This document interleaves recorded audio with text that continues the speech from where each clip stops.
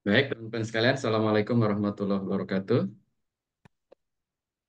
Bertemu kembali teman-teman di sesi yang keberapa ini? Kita masih dalam mata kuliah Desain Pembelajaran.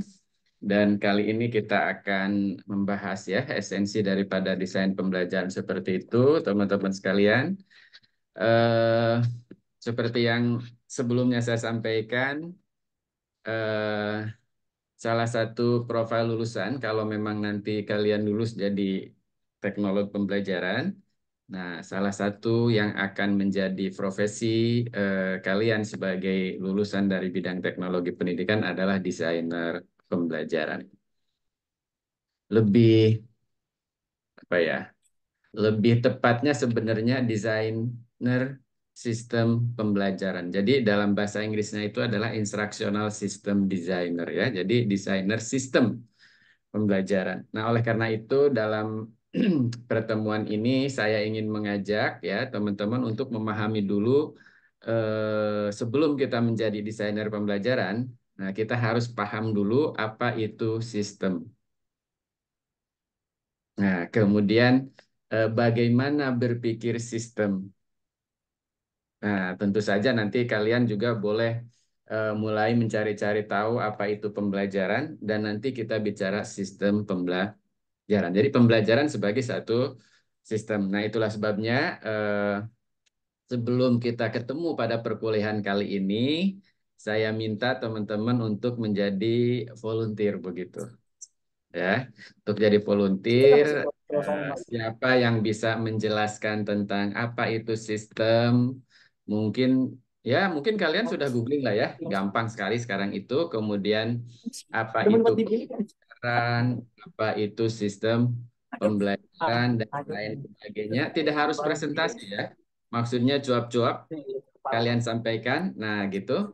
Nah, saya tidak melihat dari kelas B mengajukan diri. Saya hanya melihat dari kelas A, kelas apa kelas B ya, kalau nggak salah yang mengajukan diri ya. Kelas A siapa aja yang mengajukan diri? Tika, Lauren sama Hasna, Pak. Hasna ya, Hasna sama Lauren yang kelas kelas B,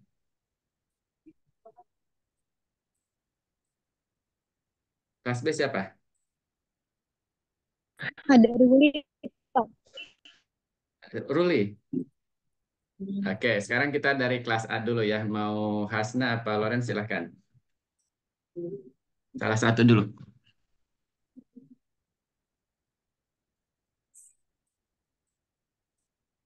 Baik, Pak.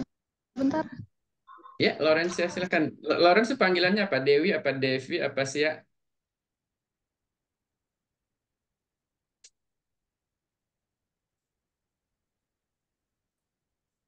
Panggilnya Lauren, Pak.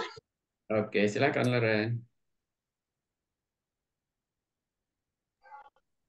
Sebelumnya maaf, Pak. Saya izin off cam dikarenakan jaringan saya sedang agak bermasalah. Ya, no worries, ya, silakan. Baik, Pak. Jadi setelah saya coba riset di internet tadi, hakikat sistem itu sebenarnya tuh jika menurut para ahli, salah satunya kalau menurut Pak Abdul Qadir, sistem itu adalah sekumpulan elemen yang saling terkait atau terpadu yang dimaksudkan untuk mencapai tujuan. Nah, Mm-mm. jadi maksudnya itu sistem merupakan sekumpulan elemen atau himpunan dari unsur yang komponen fungsionalnya itu saling berhubungan sama berinteraksi satu sama lain Mm-mm. dan nantinya akan mencapai tujuan harapan. Mm-mm. Terus kalau misalnya hakikat pembelajaran, secara hakikat, pembelajaran adalah proses peningkatan kemampuan baik di ranah kognitif, afektif, sama ranah keterampilan lainnya. Yang Mm-mm. nantinya melalui aktivitas interaksi antar elemen dari pembelajaran itu. Kalau jika di sistem pembelajaran sendiri, bisa diartikan untuk kreativitas berpikir dalam suatu proses pembelajaran yang nantinya akan membawa hasil yang diinginkan. Nah, Mm. artinya itu jika bisa dikatakan pembelajaran merupakan sebuah sistem yang kemudian disebut dengan sistem pembelajaran. Nah, kalau untuk contoh kontekstual yang biasa saya lihat itu kan ada RPP ya, atau rencana pembelajaran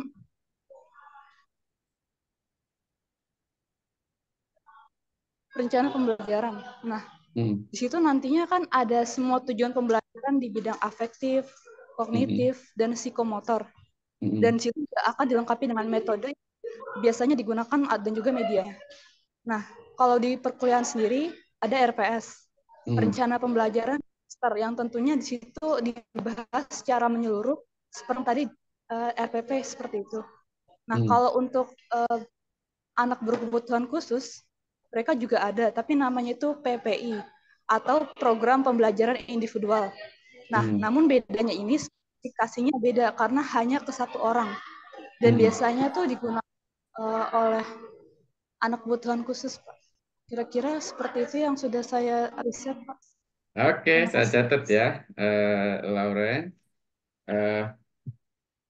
Sudah menjelaskan tentang esensi daripada sistem dan pembelajaran begitu. Nanti saya akan coba kaitkan ya supaya nanti teman-teman bisa paham bahwa kita itu adalah instructional designer.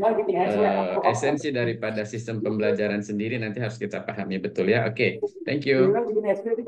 Next dari kelas B ya. Kelas B tadi kan kelas A ya. Kelas B dulu sebelum nanti kelas A lagi. Silakan. Ya Pak, izin memaparkan sedikit. Ini Kak, perkenalkan nama saya Muhammad Arasbid dari kelas B. Ini saya cukup singkat aja ya Pak, sepemahaman saya aja. Jadi kita mulai dari hakikat sistem. Jadi yang saya tangkap itu dari internet adalah sistem adalah kumpulan dari elemen-elemen yang sering berhubungan dan saling mempengaruhi untuk mencapai tujuan tertentu. Misalnya kayak kita sekarang ini lagi Zoom, berarti dan sistemnya itu ada subsistem yaitu Bapak Wes sebagai dosen, terus ada Zoom juga sebagai medianya, terus ada kami para mahasiswa sebagai pembelajarnya gitu Pak. Selanjutnya terus ada hakikat pembelajaran. Jadi yang saya tangkap itu pembelajaran adalah proses interaksi antara pendidik dan pembelajar untuk mencapai suatu tujuan pelajaran tertentu. Jadi misalnya hari Jumat tadi kan kita belajar kita belajar pembelajaran pasti ada tujuan pembelajaran Pak. Nah itu disebut sebagai pembelajaran karena kita mempunyai tujuan pembelajaran gitu Pak. Terus selanjutnya ada sistem pembelajaran yang saya ketahui itu sistem pembelajaran ini mengacu pada organisasi dan struktur yang digunakan untuk menyampaikan pengetahuan dan keterampilan kepada peserta didik. Sistem pembelajaran ini melibatkan penggunaan berbagai metode teknologi dan sumber daya untuk mendukung proses pembelajaran, Pak. Begitu, Pak. Oke. Oke, mantap, Raka. Thank you so much. Oke, kita back to kelas A ya. Saka. Ya Pak, sebelumnya mohon maaf juga mungkin saya coba on cam. Cuma mungkin lebih baik off cam ya, saya izin off cam karena sedang di luar juga.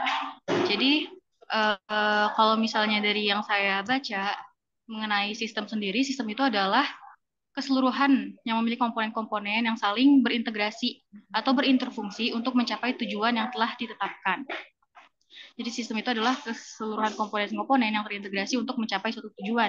Nah, kalau pembelajaran sendiri, pembelajaran itu menurut Gaffney itu adalah a set of events embedded in purposeful activities that facilitate learning. Jadi pembelajaran adalah serangkaian aktivitas yang sengaja diciptakan dengan maksud untuk memudahkan terjadinya proses belajar. Nah, menurut Yusuf Hadi Miarso pula, dari yang saya baca, pembelajaran itu adalah aktivitas atau kegiatan yang berfokus pada kondisi dan kepentingan pembelajar atau learner center. Nah, istilah pembelajaran juga itu berbeda sama pengajaran yang lebih bersifat pada guru atau teacher centered. Jadi kalau misalnya pembelajaran dari yang saya tangkap itu pembelajaran itu lebih student centered, berbeda dengan pengajaran. Nah, jadi sistem pembelajaran sendiri kalau saya rumuskan dari sepemahaman saya adalah keseluruhan komponen-komponen yang terintegrasi untuk mencapai tujuan pembelajaran. Nah, tujuan pembelajaran itu adalah tercapainya kompetensi atau penguasaan pengetahuan, keterampilan, dan sikap oleh siswa. Di komponen, nah kalau misalnya dari kontekstualnya sendiri, mungkin kita lihat dulu kan komponen-komponen pembelajaran itu ada siswa, ada tujuan, terus ada juga metode, medianya, strategi, sama evaluasinya. Nah mungkin contohnya dari siswanya itu seperti apa, kita bisa cari tahu dulu siswanya ini karakteristiknya seperti apa. Kemudian setelah itu kita rumuskan juga tujuan pembelajarannya sesuai dengan kebutuhan siswa. Setelah itu kita baru rumuskan metodenya kira-kira yang cocok untuk mencapai tujuan tersebut. Kemudian media apa yang bisa mendukung pembelajaran agar tercapai tujuan. Terus kita juga rumuskan strateginya apa saja dan sampai ke evaluasinya. Nah, dari kita merumuskan karakteristik siswa sampai ke evaluasi itu merupakan suatu sistem pembelajaran. Mungkin kalau dari yang saya tangkap itu seperti itu, Pak. Oke, makasih. Ini Fadli Adriani sedang apa tuh coba?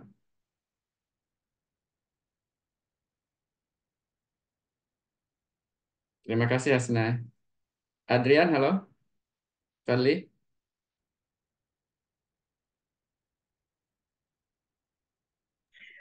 Pak izin jawab itu Mas Fadli lagi mengikuti kelas Bu Evelyn Pak, soalnya kelasnya itu bentrok Pak, masih bentrok. Oh, oke.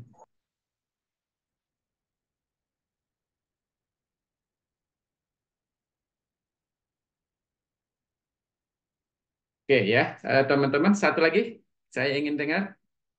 Silakan dari B.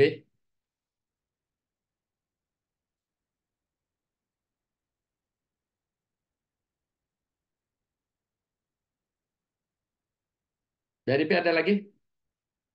Kelas B?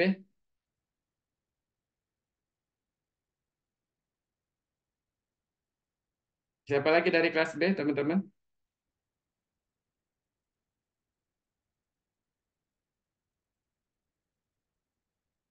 Halo, ketua kelas B siapa? Ada yang bisa jelasin? Ada lagi nggak? Halo, nggak ada.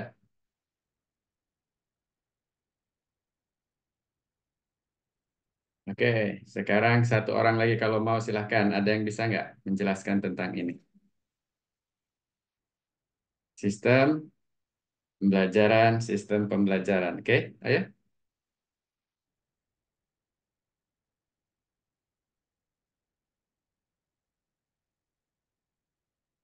Baik, teman-teman sekalian, sebelum kita mulai berlanjut ya, saya ingin sampaikan kenapa saya meminta teman-teman untuk dapat mempelajari terlebih dahulu dan menjelaskan ya, teman-teman sekalian. Jadi ketika saya ingin untuk mahasiswa kita sebagai teknolog pendidikan, apa yang dimaksud dengan belajar, teman-teman sekalian, itu adalah salah satu yang ingin saya sampaikan adalah ketika kita mendengar istilah sistem misalnya begitu ya, sistem atau pembelajaran,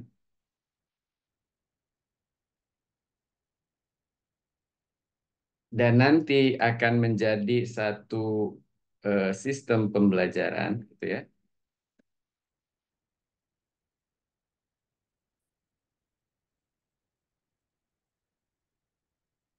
Nih, ya. Itu nanti teman-teman sekalian, antara teman-teman yang jumlahnya sekarang ini mungkin ada sekitar 40-an hadir di sini lebih. Ya. Dengan sebagian kecil tadi ada 3 orang yang menyampaikan ini. Setelah saya menjelaskan pembelajaran sebagai satu sistem atau sistem pembelajaran, Ya, ini kan kalian nih misalnya ya, kalian. Katakanlah begitu ya. Nah, ya. Kemudian ada tadi Hasna, ada siapa lagi? Lauren gitu ya. Yang lain begitu. Saya sebut saja di sini Hasna. Nah, Hasna begitu kira-kira. Antara kalian yang 40-an lebih setelah menekan sistem pembelajaran ini, kemudian saya jelaskan, itu bisa saja masuk di sini, keluar di sini, setelah itu lupa. Lupa. Ya, teman-teman sekalian. Itu saya bisa jamin bahwa proses pembelajaran yang terjadi di siang hari ini, ada sebagian dari kalian akan merasakan seperti ini. Lupa. Nggak tahu apa yang dipelajari pada hari ini. Kenapa bisa demikian, teman-teman sekalian? Nah, saya ingin membimbing kalian semua untuk dapat menguasai sesuatu dengan cara seperti ini ya, teman-teman sekalian. Oke. Tadi ada sistem ya, teman-teman, sistem. Yang ingin kalian kuasai sederhana. Apa sih yang dimaksud dengan sistem? Ya. Nah, Hasna Hasna mencari informasi tentang sistem. Hasna memperoleh informasi sistem dari internet, apa yang dan lain sebagainya itu dari orang-orang yang menjelaskan tentang sistem yang disuratkan dalam bentuk apakah tulisan, apakah apa ya, itu disebut dengan explicit knowledge. Ya, explicit knowledge. Pengetahuan yang dieksplisitkan ya, dieksplisitkan nanti dibuat dalam buku, dibuat dalam tulisan dan lain sebagainya, dipelajari oleh Hasna. Contoh ya. Nah, teman-teman sekalian, kalau dari eksplisit ya oleh siapa? Oleh Hasna tadi dari eksplisit ini, kemudian Hasna ubah dalam bentuk catatan untuk disampaikan, maka itu menjadi explicit knowledge. Langsung ya. Jadi direct dari explicit knowledge langsung menjadi explicit knowledge. Nah, ini ingin saya sampaikan kepada kalian bahwa kebiasaan itu sebaiknya diubah. Karena kalau dari hanya explicit direct to explicit knowledge, you will get nothing. Ya, kalian nggak akan dapat apa-apa. Oke. Itu sama halnya. Ini masalah belajar ya, bukan ngomelin ya, bukan ya. Ini hakikat belajar supaya kalian bisa paham bagaimana mendesain satu pembelajaran kan begitu ya. Yang namanya belajar itu teman-teman sekalian, kalau misalnya ya yang dilakukan oleh Hasna tadi bukan begitu. Setelah mempelajari explicit knowledge, kemudian tahu itu sistem itu adalah ada beberapa unsur, ya unsur itu memiliki fungsi yang berbeda satu sama lain. Antara unsur yang berbeda ini, keduanya saling berkaitan untuk mencapai tujuan. Oke, oke. Ini eksplisit. Tapi kalau Hasna atau teman yang lain ya mencari, oh itu coba deh kalau dalam konteks hidup saya itu sistem tuh seperti apa sih contohnya begitu ya, kira-kira begitu diinternalisasikan, maka ini akan menjadi ya eksplisit lawannya apa? Tacit knowledge. Nah, artinya teman-teman sekalian dari eksplisit ini oleh Hasna ubah menjadi tacit, artinya diresapi dulu, diinikan dan lain sebagainya, kemudian tuangkan dalam bentuk lain, dalam bentuk explicit knowledge. Jadi explicit knowledge lagi. Nah, dengan menggunakan proses seperti itu, maka teman-teman sekalian ya, maka pengetahuan Anda, misalnya kalau itu disebut pengetahuan Anda tentang sistem itu akan relatif lebih lama, lebih menjadi long term memory daripada hanya menjadi short term memory. Nah, eh, apa ya, ibrohnya dari apa yang saya sampaikan ini, Salma misalnya, Natania, Irzam, atau Zaki dan lain sebagainya, ketika ingin menguasai teknologi pendidikan, jangan telan mentah-mentah saja. Itu explicit knowledge, tapi harus kita upayakan, kita jadikan, internalisasikan dalam diri kita dan lain sebagainya. Baru baru nanti kita paham, oh itu loh yang dimaksud. Ya kan? Nah, sekarang kita kita lihat, kita belajar sistem dulu ya.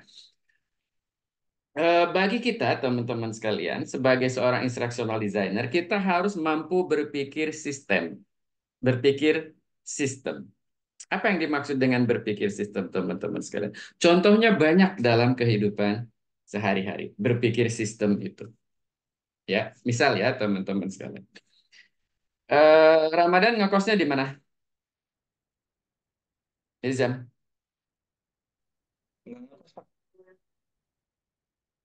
Nggak kedengeran, Jam? Ngekos, jauh. Hah? Saya asli Jakarta, Pak. Nggak Oke. ngekos, Pak. Iya, Jakartanya di mana? Di Matraman, Hutan Kayu, Pak. Oke, Matraman, Ukan Kayu. Oke, ini Matraman ya. Saya ingin contohkan berpikir sistem. Ya, Ramadan berpikir sistem. Oke. Rumah di Matraman. Matraman ke Rawamangun sebentar ya, bisa naik. Ada MRT nggak? Nggak ya? Transjakarta, Pak. Ya, Transjakarta atau lari pagi juga nyampe lah. Ya kan? Lari pagi nyampe dari Matraman kan lewat Utan Kayu, Kayu Manis, Utan Kayu, terus kan gitu kan, langsung ke Rawamangun kan cepet gitu kan? Oke. Eh, misal ya, misal ini dalam memecahkan masalah ya, dan memecahkan masalah kita harus berpikir sistem. Ramadan akan menjalani perkuliahan dan kebetulan akan ujian pada jam 8.00. Ya kan? Pada jam 8.00 di Rawamangun. Rawamangun berarti Gedung Daksinapati, lantai 3. Atau mungkin 4012 lah ya. 405 gitu. Kira-kira begitu ya. Nah, kalau kita berpikir sistem, teman-teman sekalian, bahkan hanya untuk memecahkan masalah jalan dari rumah sampai ke Rawamangun, sampai ke lantai 305, itu harus berpikir sistem. Apa yang dimaksud berpikir sistem itu? Contoh cara berpikir sistem. Jadi unsur-unsur yang mempengaruhi datangnya ke sana itu harus dipertimbangkan oleh Ramadan. Ya, unsur kita pergi dari rumah sampai ke Rawamangun itu apa saja? Pertama, alat transportasi. Betul enggak? Iya kan? Nah, berarti kan Ramadan harus mempertimbangkan alat transportasi. Apakah jalan kaki? Apakah naik sepeda? Apakah naik Transjakarta? Kan gitu. Satu. Yang kedua, ketika Ramadan mempertimbangkan unsur transportasi, ada nggak unsur lain yang dipertimbangkan? Traffic. Iya kan? Traffic, artinya lalu lintas. Karena jam 8 kan gitu, itu peak hours gitu. Peak hours itu berarti kan puncak-puncaknya begitu, sementara kita harus jam 8. Itu unsur berikutnya ya. Unsur transportasi ya. Unsur transportasi aja ada dua, alat transportasinya sendiri, ya kan, trafficnya sendiri, ya kan begitu ya. Oke, unsur lain coba ya, apa yang harus dipertimbangkan? Kesiapan untuk ujian. Kan gitu ya. Kemudian ada unsur lain nggak yang harus dibawa dan lain sebagainya. Nah, teman-teman sekalian, biasakan sebagai seorang teknolog pendidikan itu salah satunya memegang prinsip berpikir sistem. Sistem thinking. Ya kan? Sistem thinking. Nah, kalau berpikir sistem, dari segala sesuatu yang berpengaruh terhadap apa yang ingin kita pecahkan, kita pertimbangkan, kita sesuaikan agar capaian tercapai. Ya, let's say misalnya ya, let's say unsur yang dipertimbangkan adalah transportasi, kemudian traffic, ya kan? Nah, mengingat ujian jam 8, kan begitu, eh, kalau misalnya mempertimbangkan traffic, ya, kebiasaan saya pakai mobil, maka saya akan pilih pakai kendaraan yang memungkinkan bisa lebih cepat untuk menembus traffic yang saat itu kemungkinan sangat jam banget, sangat macet-macet banget. Maka ketika Ramadan memilih, misalnya ya, ketika Ramadan memilih menggunakan Gojek, ketimbang menggunakan Alphard punya bapak, ya kan? Ketimbang menggunakan Alphard punya bapak, supaya bisa datang tepat waktu. Itu namanya berpikir sistem. Ya, teman-teman sekalian. Oke, let's say misalnya Ramadan tetap ingin pakai Alphard. Ya, ada drivernya, ya kan? Itu Matraman ke apa istilahnya Rawah Mangun. Ada nggak unsur lain yang harus dipertimbangkan oleh Ramadan? Ada. Drivernya habis begadang apa tidak? Oke. Berarti kalau harus menggunakan kendaraan roda 4, berarti harus lebih awal berangkatnya dari apa namanya dari Matraman ke Rawah Mangun. Pertanyaannya misalnya jam berapa driver harus datang ke situ? Ke rumah. Jam berapa berangkat dari rumah ke Rawamangun? Akhirnya apalagi unsur yang dipertimbangkan oleh Ramadan? Jam berapa harus bangun? Jam berapa mandi? Jam berapa sholat subuh? Jam berapa sarapan? Jam berapa berangkat sampai ke sana? Itu namanya berpikir sistem, teman-teman sekalian. Oke. Jadi pertama-tama teman-teman sekalian, supaya kita menjadi seorang desainer pembelajaran atau lebih umum seorang teknolog pendidikan, teman-teman sekalian, kalian harus membiasakan diri untuk memecahkan masalah apapun dengan pendekatan sistem. Itu yang disebut dengan sistemik. Jadi teknologi pendidikan itu bukan hanya sistematis saja. Sistematis itu urut, logik, logis, runut kan begitu ya? Tapi juga sistemik. Nah, perlu saya sampaikan teman-teman sekalian, kemampuan berpikir sistem ini ya, kemampuan berpikir sistem ini jarang saya temukan sudah terbentuk pada diri mahasiswa teknologi pendidikan bahkan sampai dia lulus. Ya, bahkan sampai dia lulus. Saya berikan contoh seperti ini. Ya, contoh seperti ini, teman-teman. Ini berpikir sistem dulu ya, teman-teman. Berpikir sistem dulu ya, supaya Irzam, sorry ya Irzam, didoain punya Alphard ya. Nah, walaupun memang punya banyak gitu, kira-kira begitu. Udah punya ya. Tapi saya ingin mengajak teman-teman berpikir begitu ya. Nah, ini contoh ya, teman-teman. Contoh. Nggak apa-apa, jangan bilang sama kakak-kakak kelas ya. Kemarin kan inaugurasi.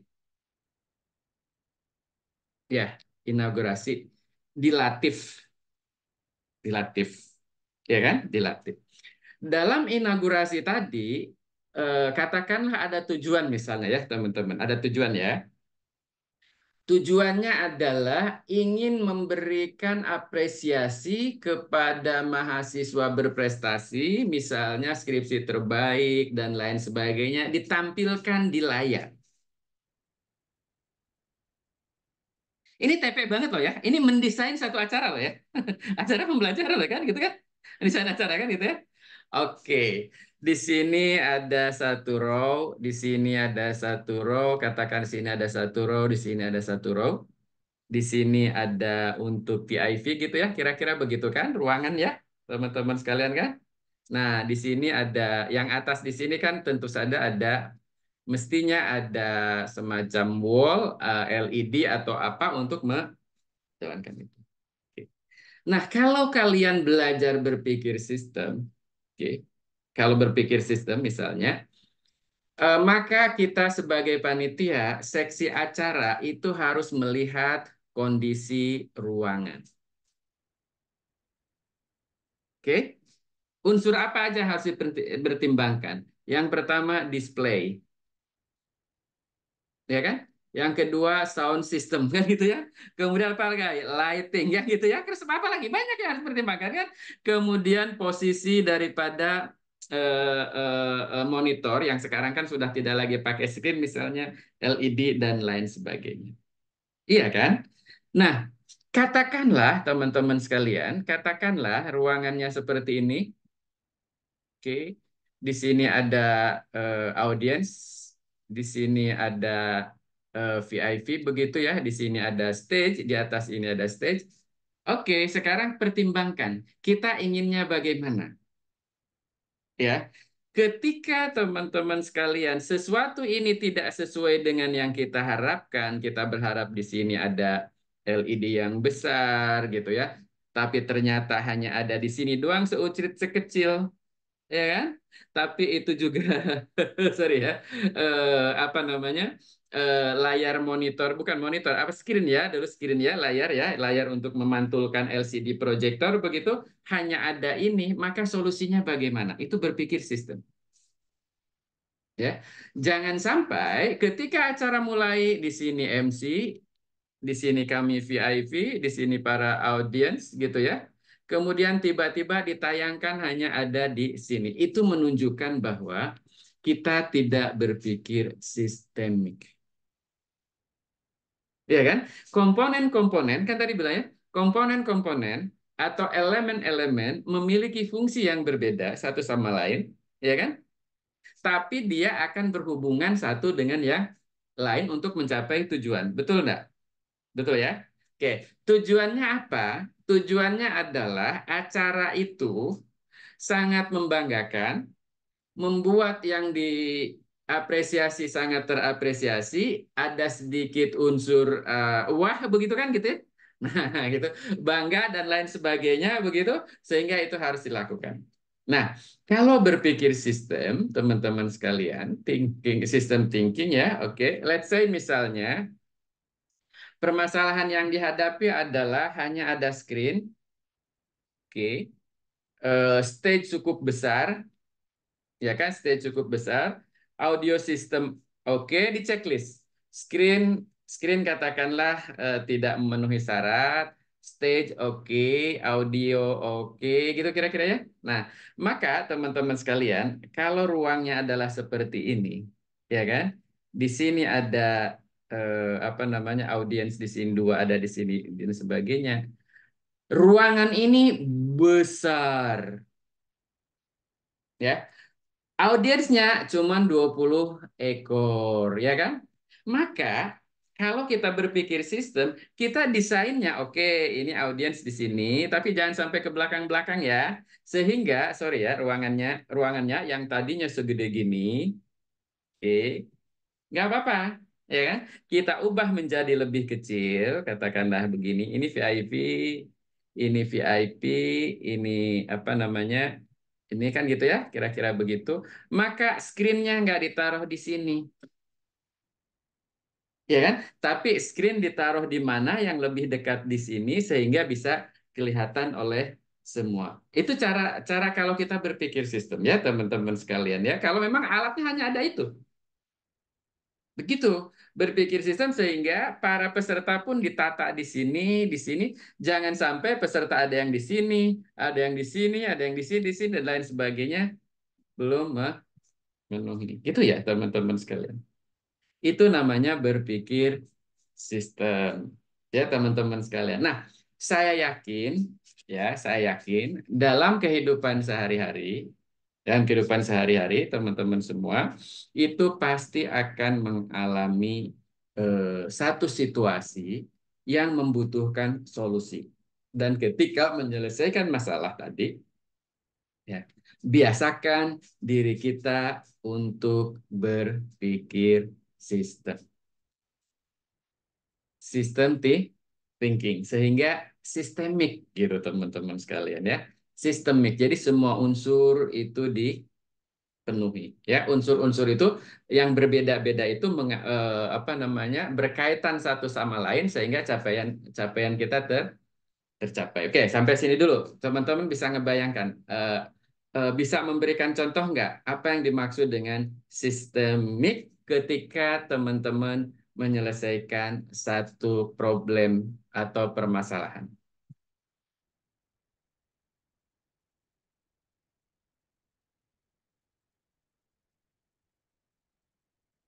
Halo, silahkan. Ada nggak?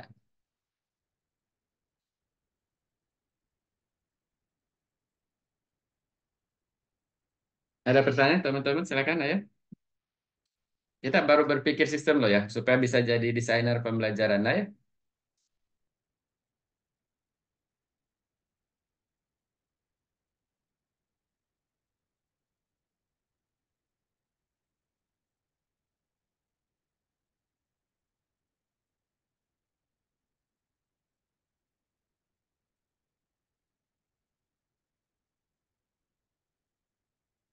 Halo, nggak ada komen?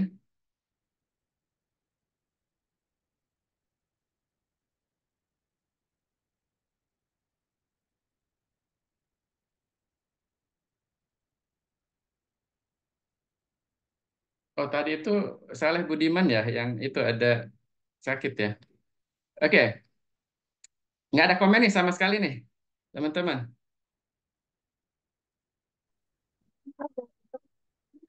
Apa? Ya silakan apa aja, ngomong apa aja. Suara saya terdengar? Hah? Silakan.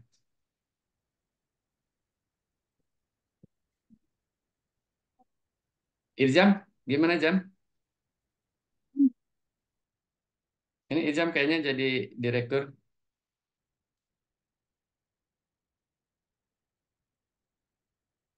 Nuril,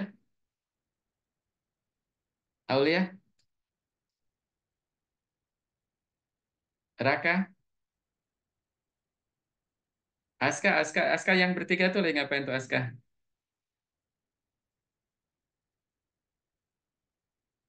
Oke, just your comment, silakan tentang system thinking.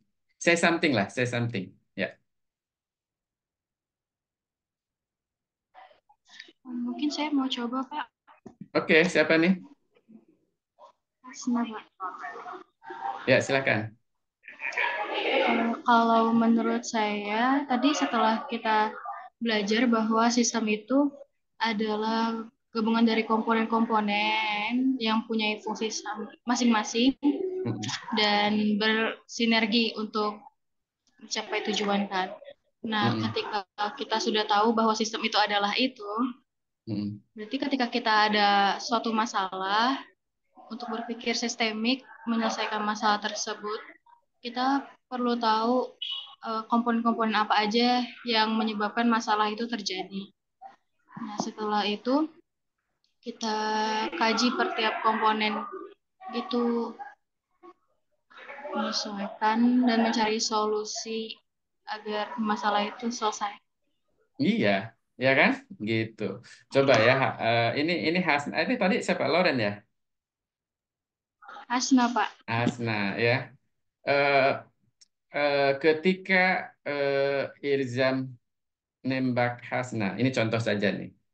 Ya, contoh kan belum ya kan? Jam belum ya? Oke. Kemudian Hasna ingin menolaknya. Bisa berpikir sistem nggak? Dengan pendekatan sistem bisa nggak?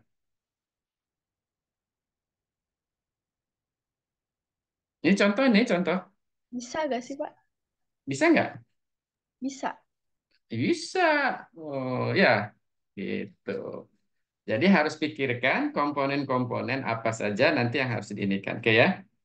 Oke, jadi sekarang ini teman-teman sekalian banyak sekali kalau kita ingin berpikir sistem ya, dan setiap hari kalian akan merasakan itu dan melakukan berpikir sistem untuk memecahkan masalah. Apapun pasti ada, ya. Itu kira-kira seperti itu. Jadi biasakan teman-teman sekalian untuk memikirkan setiap komponen yang berpengaruh terhadap hal tersebut dan ya bisa salah satu disesuaikan dengan yang lain itu istilahnya di setel ya kalau gitu ya kalau orang-orang teknik atau insinyur itu menyebutnya di tune apa kalau motor itu apa jam tuning ya tune up atau tune apa gitu kira-kira begitu itu di adjust ya disesuaikan oleh kalian gitu teman-teman sekalian. Misalnya untuk membawakan acara dari alur awal, pembuka sampai akhir. Kalau berpikir sistem tuh enak teman-teman sekalian. Ya, kalau mau pakai pantun, pantunnya apa, kayak gimana? Kan biasanya bawa acara tuh berdua ya, cewek, cowok gitu. Terus timpal-timpalannya itu kayak gimana? Itu dari awal sampai akhir itu dipikirkan. Ya, bayangkan pada saat masuk acara doa, pembaca doa enggak ada, akhirnya bingung kan membawa acaranya, ya kan? Tapi kalau itu kita biasa berpikir sistemik, gitu ya, ketika 20 menit sebelum acara orang itu belum confirm, harusnya gimana? Mencari pengganti. Itu namanya berpikir sis- sistem. Ya, teman-teman sekalian. Itu contoh ya, teman-teman sekalian ya. Nah, ini satu satu hal yang memang harus kita pertimbangkan ya. Oke. Berikutnya, teman-teman sekalian, kita bicara pembelajaran. Terima kasih tadi. Tolong ketua kelas tadi ya ada Hasna, ada Lauren, ada siapa lagi? Dicatat ya. Itu kan dapat bonus nanti. Ya. Bonusnya gini, maksudnya gini, bonusnya nanti saya akan tanya ke kepala suku masing-masing ya. Bonusnya nanti kalau Irzam misalnya sudah banyak memberikan ulasan seperti ini, tiba-tiba ujiannya dapat nilainya C plus, gitu kan? Nah, dengan ada bonus ini kan bisa diangkat. Ya, dikit lagi masuk neraka gitu kira-kira ya. Nah, karena ada amalan yang ini, ya ketambahlah, kegeser sedikit masuk surga kan gitu, kira-kira gitu ya. Jadi tolong nanti kepala suku kelas A dan juga kepala suku kelas B untuk dapat mencatatnya ya untuk sesi ini. Sesi ini Hasna dapat 2 poin loh sesi ini, ya kan? Nah, saya tuh nggak suka nanti kelas-kelas saya itu kok diem aja TP itu. Walaupun banyak nih, nggak jadi masalah sebenarnya. Nih saya cerita saja nih teman-teman sekalian ya. Saya tuh kalau suruh ngajar ke UI, ya suruh ngajar ke UI. Kadang-kadang teman UI saya ngajar ke kelas saya juga kan gitu ya. Pernah suatu ketika saya ngajar di UI. Ya ini kebetulan Fakultas Ilmu Komputer gitu misalnya. Saya datang langsung kayak gini loh teman-teman, langsung diskusi kayak gini ya. Hidup. Bahkan dosennya kewalahan. Terus berikutnya saya bilang, Ri, nanti kalau gue ngajar ke tempat tuh lagi ya, gue presentasi dulu deh, baru nanti diskusi kan gitu. Nah ini kok beda banget di kelas kita mah ya? Hah? Menang gitu kan semuanya kan nunggu aja diceritain kan gitu kira-kira gitu ya. Nah ini mohon ya teman-teman sekalian nanti tolong nanti ini mas sekalian nyinggung aja sebenarnya ya. Sekalian nyinggung teman-teman. Tanya gimana nih? Gimana? Oh, dia aja kan gitu kira-kira gitu ya. Apa dosennya yang salah gitu. Apa yang lainnya saya nggak tahu lah. Apa ini bukan masalah salah dosen, salah mahasiswa bukan. Ini hanya masalah tradisi, kebiasaan. Kebiasaan untuk mengungkapkan sesuatu itu selalu tertahan di kita ya. Nah, kalau yang lain-lain enggak, wah langsung dadur-dadur kayak gini jadi akan hidup. Gimana? Berani nggak kayak gitu, teman-teman? Sama kok. Ya, sama-sama lulus MPTN kan? Apa nama SNMPTN kan? Ya kan? Benar nggak? Oke, back to laptop ya, teman-teman sekalian. Oke, thank you tadi sudah membahas tentang pembelajaran ya, teman-teman sekalian di sini. Eh, kita bicara pembelajaran tadi, pembelajaran ya. Pembelajaran itu merupakan satu proses ya, tadi ya. Yang jelas ini harus proses ini harus terjadinya adalah seperti ini kan? Kan gitu ya. Nah, ini timbal balik teman-teman sekalian. Eh, tentu saja antara yang belajar dengan yang membelajarkan. Ya untuk terjadi satu capaian pembelajaran tertentu. Dan ini teman-teman sekalian, ini pembelajaran sebagai satu sistem berarti kalau pembelajaran sebagai satu sistem, maka ketika proses pembelajaran dilakukan, kita kan harus memikirkan unsur-unsurnya ya. Pertama, siapa yang membelajarkan? Berarti ada guru, dosen, apalagi WI, trainer atau apa gitu, ya kan? Komponennya kan? Oke. Kemudian berikutnya adalah siapa yang belajar, ya kan? Siswa, mahasiswa, peserta pelatihan, atau siapa lagi yang belajar? Eh, Mama pengajian mungkin ya, gitu ya. Kan itu pembelajaran juga. Mama pengajian gitu ya. Kemudian bicara apa yang dipelajari, ya kan? Berarti ada materi. Tapi sebelum itu ada bicara tentang untuk apa. Berarti ada apa namanya? Kalau untuk apa? Tujuan. Iya kan? Kebutuhan, Pak. Iya kan? Maaf. Ya, kemudian bagaimana dipelajari? Berarti bicara strategi. Ya kan? Ada unsur ini, ada unsur strategi. Kemudian bagaimana keberhasilan belajar itu diukur? Berarti ada evaluasi. Sehingga minimal teman-teman sekalian, minimal ya, unsur-unsur pembelajaran yang harus kita pahami ada di kepala kita, itu tujuannya apa? Ya kan? Tujuannya apa? Gimana mencapai tujuan? Berarti kan ada strategi dan bagaimana mengukurnya. Sehingga minimal ada tujuan, ada materi, ada strategi, ada evaluasi. Dengan mempertimbangkan tentu saja siapa yang belajar dan siapa yang belajarkan. Nah, saya ingin teman-teman sekalian itu sudah mulai memikirkan sekarang ini adalah berpikir pertama begini ya, untuk mencapai tujuan tertentu, untuk mencapai tujuan, sorry, kita buat gini aja. Untuk mencapai tujuan, nah tujuan pembelajaran tentunya ya, dengan karakteristik audiens aja ya, kita sebutnya bisa siswa, bisa tertentu.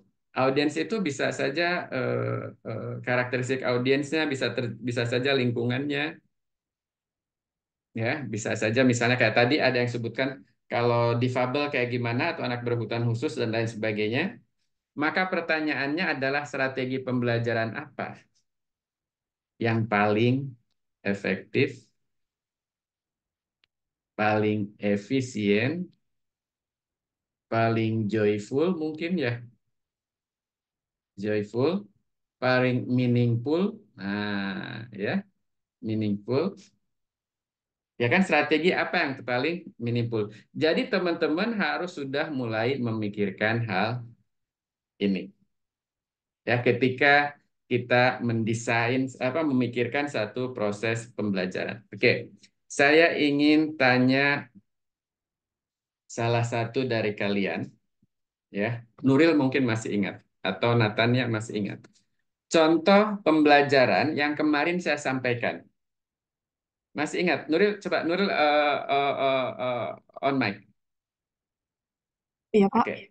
Oke, yang kemarin contoh yang saya sampaikan masih ingat Nuril? Tentang pembelajaran modern sama yang apa, Pak? Oke. Coba salah satu aja yang pembelajaran modern dengan teknologi modern. Masih ingat gimana? Secara umum aja.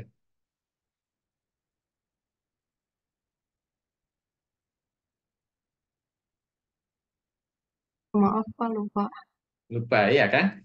Nah, yang kemarin teman-teman sekalian, eh, kemarin ya, kita gambarkan ya lagi ya, supaya teman-teman bisa paham yang kemarin yang kita bahas ya. Ini kan low teknologi, ya. Kemudian ini high tech, ini high pitch, ya, dan ini adalah low pitch. Nah, kemarin ya kasus contoh satu ya teman-teman kalian. Kan siapa yang belajarnya itu berbeda. walaupun kelasnya sama-sama SD. Kelas 4 SD kan begitu ya? Semoga masih ingat-ingat itu aja yang kemarin. Saya nggak perlu ngulang lagi apa namanya kasusnya kan ya. Nah, jadi ini katakanlah lingkungan belajarnya, sorry ya, lingkungan belajarnya itu di daerah pedalaman, di daerah terpencil, tidak ada listrik, tidak ada internet. Betul ya? Berarti kan kalau kita berpikir sistem dalam satu desain sistem pembelajaran untuk mencapai capaian pembelajaran tertentu, betul ya? Capaian pembelajarannya adalah siswa dapat kan gitu ya, mengungkapkan kembali proses perubahan wujud sesuai dengan pengalaman yang dia alami dalam kehidupan sehari-hari. Contohnya kan gitu ya, capaian pembelajaran kira-kira begitu. Nah, agar dia dapat menerapkan satu proses perubahan wujud dalam konteks hidupnya sehari-hari tadi, ya, sementara lingkungan belajarnya adalah di pedesaan, tanpa internet, tanpa listrik, tentu saja strategi pembelajarannya berbeda kan teman-teman sekalian dengan yang SD yang ada di lingkungan pembelajarannya, ada internet, ada listrik. Iya kan? Begitu teman-teman sekalian. Ya.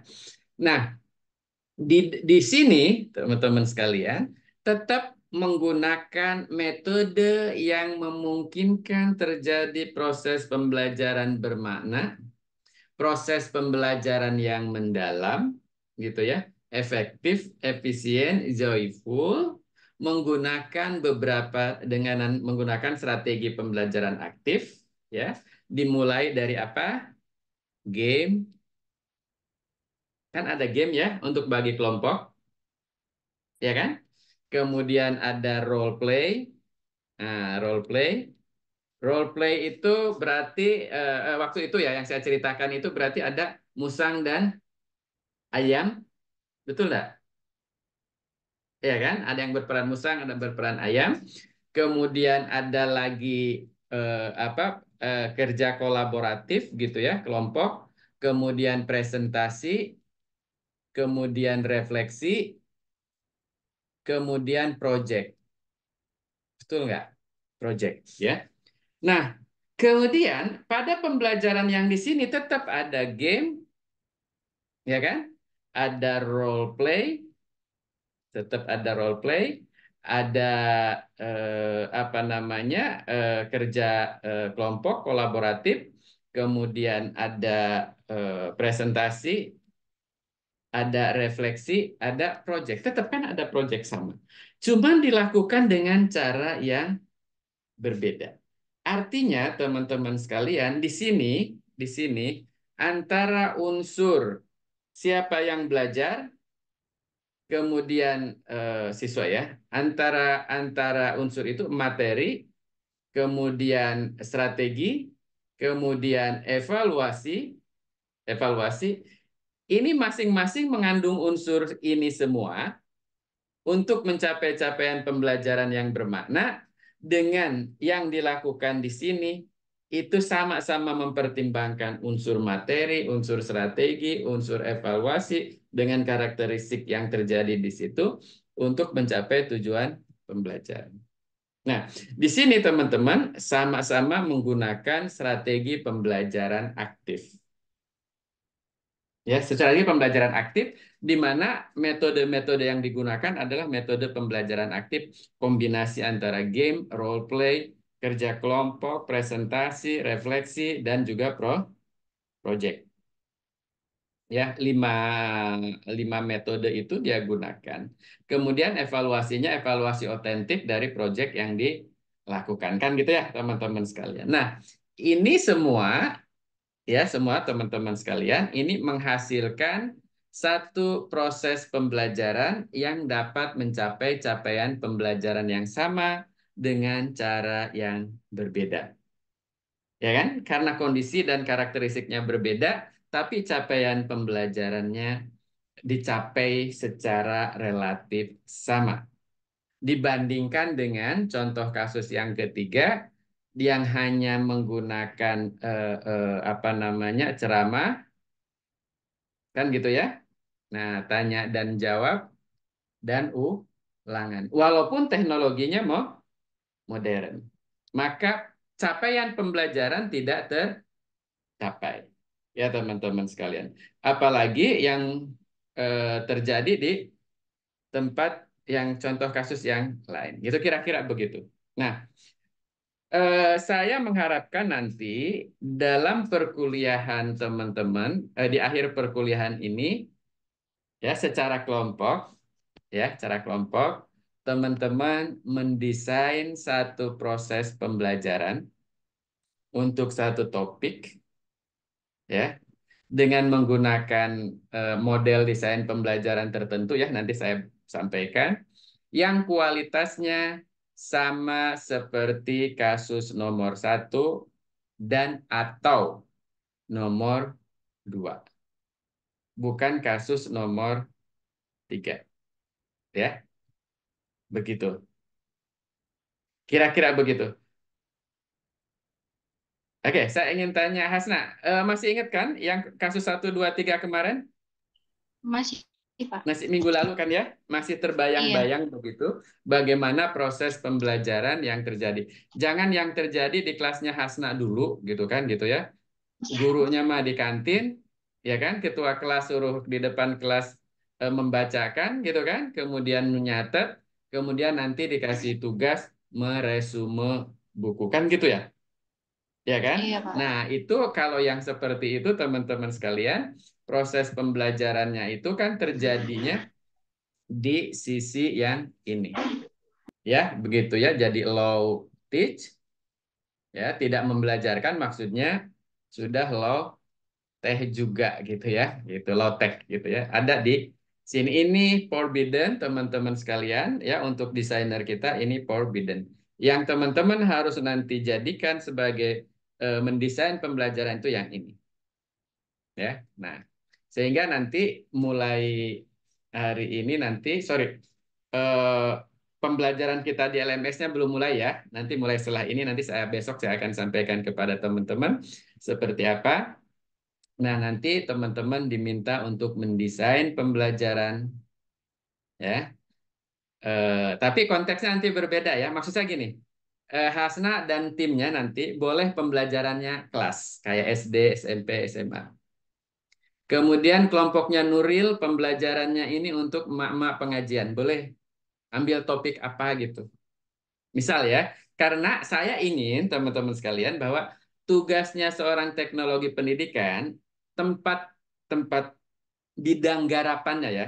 Bidang garapannya itu artinya tempat kita menyelesaikan masalah belajar itu bukan hanya di sekolah gitu maksud saya. Tapi emak-emak PKK, ibu-ibu RT, pengajian di gereja, di masjid, di mana itu adalah masalah pembelajaran, termasuk penyuluhan. Ya kan, penyuluhan, berikan penyuluhan. Atau misalnya Natania ingin memberikan pelatihan. Pelatihan ya, training, berarti itu di corporate, ya di perusahaan. Itu kira-kira begitu. Jadi nanti banyak pilihannya, teman-teman sekalian. Jadi mulai sekarang boleh pikirkan ya, boleh pikirkan kira-kira nanti saya akan mendesain pembelajaran untuk bidang garapannya itu adalah schooling, sekolah, atau non schooling. Ya, nah ini boleh. Ya teman-teman sekalian, saya ingin berikan sampaikan seperti itu. Oke, terakhir sebelum kita akhiri untuk perkuliahan kali ini, saya ingin menganalogikan teman-teman sekalian cara kerja kita sebagai instructional designer. Ya, saya ingin analogikan instructional designer, which is itu adalah kalian kalau nanti sudah lulus, ya, versus cara kerja seorang dokter. Oke, ya. Eh,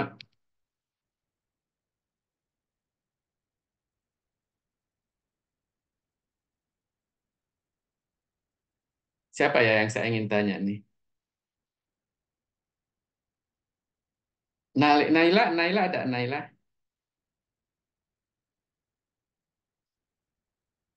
Halo Naila. Iya, Pak. Oke, Naila. Oke. Tugas seorang dokter itu apa? Merawat pasien, mengobati. Merawat, mengobati. Oke ya. Oke. Ya, betul. Jadi dokter itu mengobati. Ya, teman-teman sekalian, ya, mengobati. Sementara instructional designer itu adalah membuat belajar. Ya kan, membuat belajar. Kalau dokter kan mengobati, tapi ngobatinya juga ya sesuai dengan penyakitnya kan gitu ya.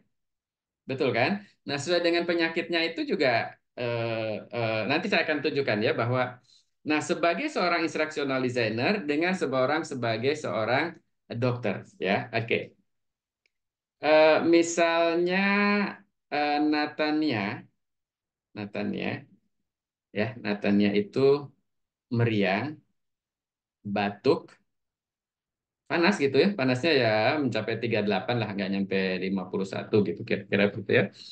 Ya, batuk, meriang begitu ya. Kemudian datang kepada seorang dokter ya. Maka yang dilakukan oleh dokter itu adalah nanya Natania. Ya kan? Apa yang dirasakan deh? Gitu kan?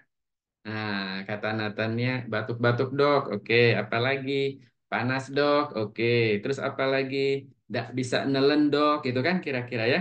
Tapi sebelum itu ditanya kan, diperiksa oleh suster sebelumnya kan, tinggi badannya berapa, berat badannya berapa, kan gitu kan?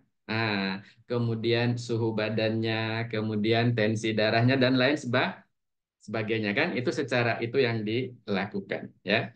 Nah, tujuannya apa? Dokter itu ingin mengobati penyakit, ya kan? Nah, ingin mengobati penyakit. Maka teman-teman sekalian, untuk mengobati penyakit, ya, seorang dokter, ya, saya inikan lagi ya. Ini seorang dokter, ini seorang instructional designer. Untuk mengobati penyakit di sini dokter itu harus tahu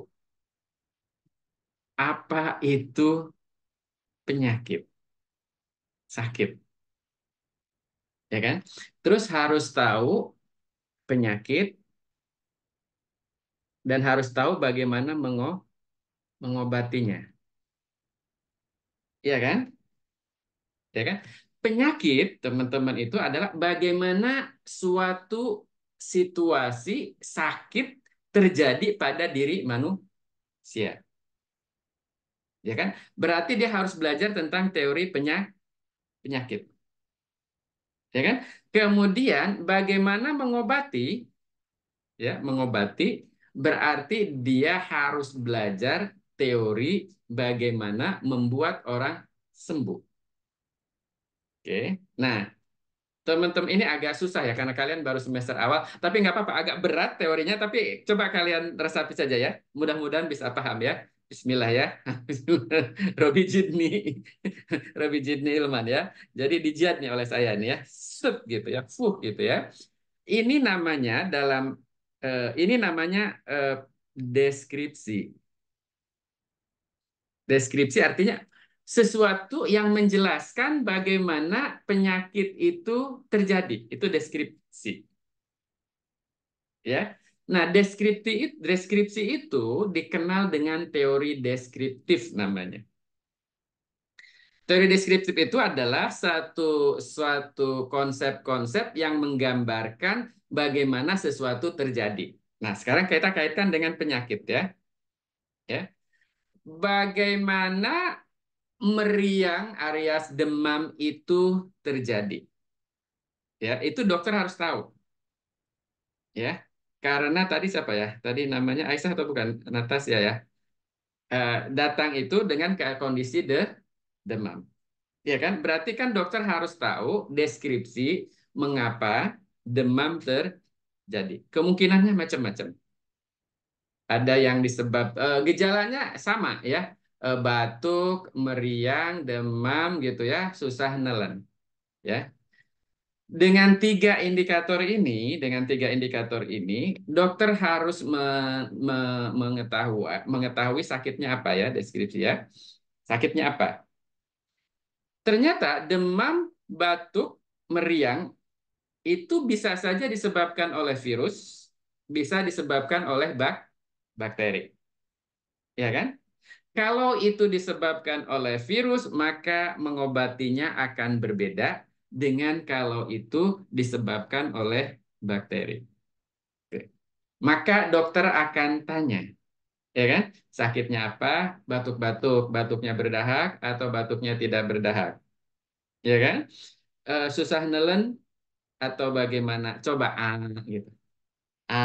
Dilihat kan? Dilihat amat ya.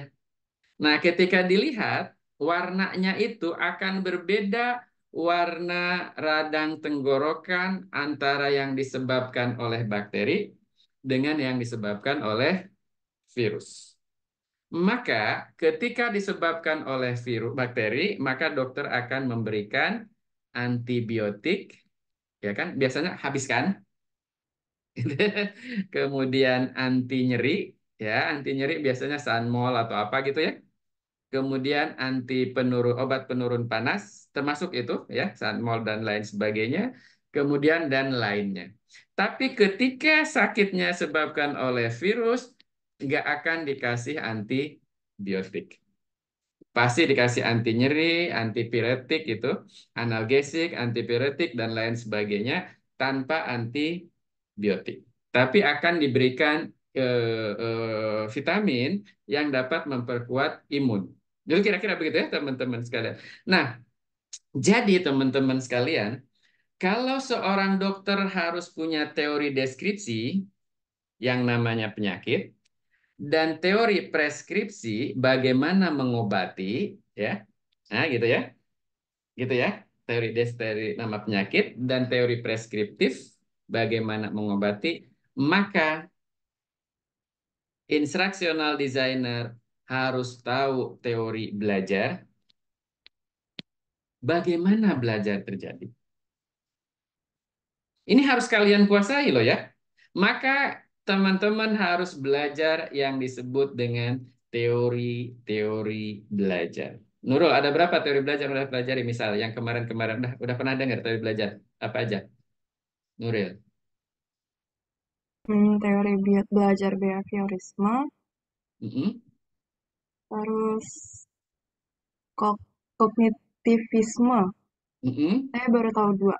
Itu. Oke, itu harus ngelotok seorang instructional designer. Oke, supaya ngelotok teman-teman itu nggak bisa nunggu si UAS ngejarin, nggak bisa nunggu mata kuliah teori belajar dan pembelajaran. Udah ngambil belum itu? Saya nggak tahu. Ya, tapi mulai sekarang berarti teman, oke, aku ingin jadi desainer pembelajaran nih Firman ya, Firman saya misalnya. Aku ingin jadi desainer pembelajaran. Salah satu syarat menjadi desainer pembelajaran harus ngerti bagaimana belajar terjadi. Berarti harus teori belajar.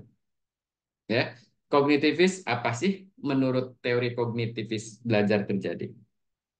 Menurut kognitivis bagaimana belajar terjadi? Menurut konstruktivisme bagaimana terjadi? Menurut konektivisme bagaimana terjadi? Nah, ini akan menentukan kepiawaian kita mendesain memecahkan masalah belajar ya. Oke. Kalau begitu, kita juga harus tahu teori pembelajaran. Nah, ini beda antara teori belajar dengan pembelajaran. Kalau teori belajar itu deskripsi bagaimana belajar terjadi, kalau pembelajaran menggambarkan bagaimana peristiwa belajar itu harus terjadi karena belajar kayak gini gitu. Konsekuensinya kan gitu. Karena begini, maka harus begini. Paham nggak? Karena penyakitnya disebabkan oleh bakteri, maka obatnya harus ada antibiotik pengobatannya. Dalam jangka waktu tertentu. Ya gitu ya. Nah gitu. Kira-kira begitu. Jadi teman-teman sekalian, sebenarnya tugas kita sebagai instructional designer itu sama sama kompleksnya, sama menantangnya seperti cara kerja sebagai seorang dokter. Benar kan? Iya, gitu. Kayak gitu. Ya. Nah, sekarang saya ingin jelaskan teman-teman bagaimana cara kerja dokter dengan cara cara seorang kerja instructional designer. Cuman yang dipecahkan kalau dokter masalah penyakit, obat dan mengobati. Kalau kita masalah belajar, berarti belajar dan belajarkan. Dokter itu penyakit, ya kan, dan obat, ya kan? Penyakit dan obat. Penyakit itu adalah deskriptif, teori deskriptif. Obat itu adalah teori preskriptif. Sementara di ID, Instructional Designer, teori belajar, bagaimana belajar terjadi, dan bagaimana membelajarkan. Itu teori preskriptifnya itu bagaimana membelajarkan, teori deskriptifnya bagaimana belajar terjadi. Nah, minimal Hasna teori belajar kognitivis itu ciri-cirinya gimana? Yang namanya belajar itu gimana dan lain sebagainya ya. Yang saya sampaikan sekarang ini kepada teman-teman lebih ngacu kepada teori belajarnya behavioristik sebenarnya. Ya, pokoknya jelasin lah kepada teman-teman gitu. Nah, mending kalau teman-teman dengerin ya. Nah, sekarang ini ada yang off cam, entah denger atau apa dan lain sebagainya. Tapi nanti akan saya ukur setelah ini. Jadi kalau kalau misalnya biarin aja kalian nggak dengerin juga, biarin aja nggak ini. Tapi nanti ketika diukur nggak selesai, berarti kan teman-teman nggak ikuti kuliah ini. Akan kelihatan mana yang mengikuti web conference ini dengan baik, mana yang ngikutin hanya sekedar saja. Nanti akan kelihatan sebenarnya. Jadi saya sih nggak peduli kalian itu on cam atau dan lain sebagainya, nggak. Nanti akan kelihatan ketika ada evaluasi hasil belajar yang diberikan oleh saya ya. Kalian belajar atau tidak. Mungkin saja kalian nggak ikuti kuliah ini dengan saya, bahasannya adalah teori belajar dan pembelajaran atau sistem pembelajaran sekarang ini ya, dan desain sistem pembelajaran, dan kalian pelajarinya dari literatur yang lain, kan sama aja hasilnya ya, kira-kira begitu ya. Nah, nggak masalah. Bagi kita di teknologi pendidikan nggak masalah, nggak pernah akan mempermasalahkan itu. Senior-senior kita dulu, guru-guru senior kalian ya, yang udah almarhum, Prof. Yusuf Hadi, kemudian Bu yang udah pensiun Bu Dewi Salma, itu kalau saya dulu kuliah katanya, kata mereka sih, kata mereka, saya mah di kelas tidur. Di kelas tidur katanya, di kelas tidur. Sepertinya nggak dengerin gitu ya. Tapi ketika ujian, yang ditanyakan bisa. Kenapa? Karena saya udah belajar dulu. Saya nggak pernah datang ke kelas itu, saya secara pribadi ya, nggak pernah datang ke kelas itu dengan kepala kosong. Artinya besok nih Prof. Yusuf Hadi mau ngajar apa? Bu Dewi mau ngajar apa kan gitu? Materinya apa? Saya mau udah pelajari dulu bukunya sebelumnya. Jadi ketika ini udah saya cuek aja tidur-tidur juga kan gitu ya. Itu yang saya maksud dengan saya ingin berikan gambaran kepada teman-teman bahwa jangan sampai dari explicit knowledge direct to explicit. Paham kamu saya? Jadi kalau Natania ingin mengetahui tentang X, baca tuh tentang X. Dari mana saja. Berarti Natania memperoleh sesuatu dari explicit knowledge orang lain kan gitu. Jadikan itu milik Natania dulu. Dengan cara apa?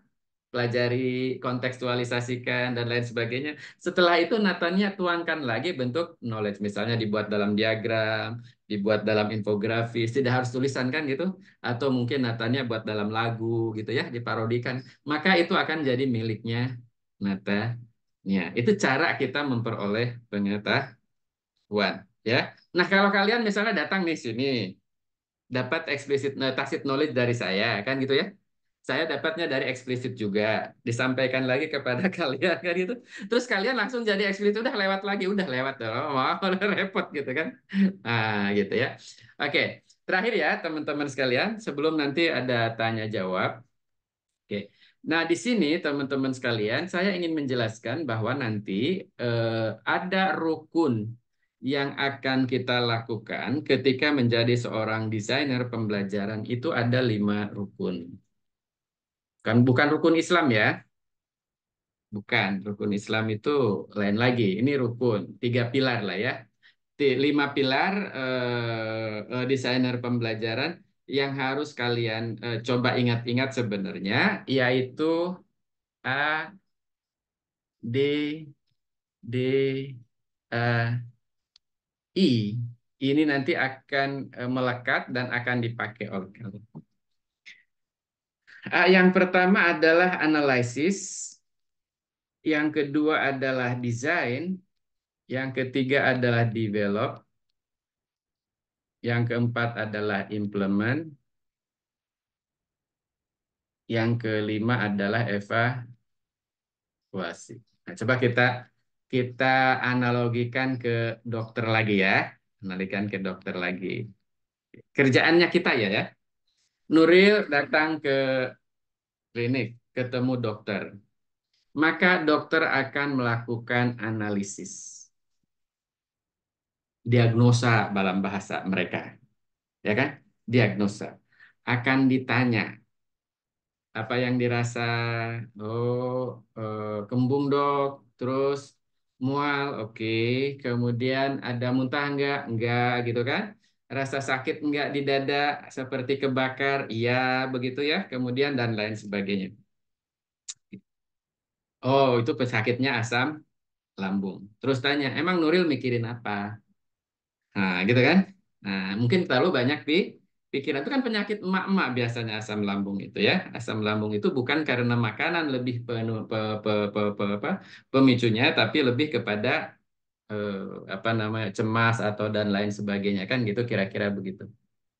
Nah, di sini berarti dokter melakukan analisis. Ya kan? Nah, ketika melakukan analisis inilah dokter itu selalu berpikir sistemik ya. Lagi-lagi ya, ingat ya, berpikir sistem gitu ya. Maka dia akan menyimpulkan bahwa tujuan pengobatan saya adalah ya kan, mengobati asam lambung. Bahasa kita mah bahasa orang kampung mah masuk angin, asup angin cina kata orang kampung mah ya. Bahasa orang yang agak lebih keren dikit mah nah gitu ya.